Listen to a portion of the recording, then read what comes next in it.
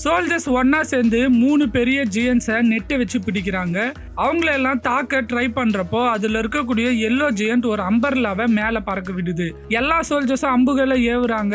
ஆனா எல்லா அம்புகளையும் அந்த அம்பர்லா அட்ராக்ட் பண்ணுது. வேகமா சுத்தி வர எல்லா ஆரோஸையும் உள்ள இழுக்குது. கொஞ்சம் செகண்ட்ஸ்க்கு அப்புறமா அந்த ஜியன்ட் ஆர்டர் பண்ண உடனே அந்த எல்லா அம்புகளும் சோல்ஜர்ஸை தாக்குது. இத பார்த்த உடனே அந்த நாட்டோட இளவரசர் தன்னோட படையை திரும்ப போக சொல்றாரு.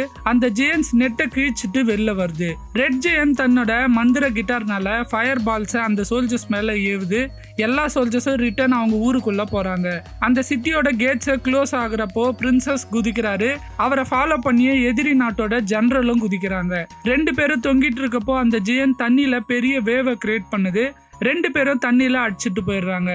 தண்ணிக்குள்ள 2 பேருக்கு சண்டை நடக்குது. அப்போ பிரின்ஸ் தன்னோட ஹெவி ஆர்மரை கழட்டி விடுறாரு. அதுல அந்த ஜெனரல் மாட்டிக்கிறாங்க. அவங்களால நீந்தி வெளில வரவே முடியல. வெளியில வந்த பிரின்ஸ் பாக்குறாரு. தன்னோட நகரம் அழிஞ்சு போறத பார்த்து வருத்தப்படுறாரு. தன்னோட முடிவை மாத்திக்கிட்டு அந்த எனிமி ஜெனரலை போய் காப்பாத்துறாரு.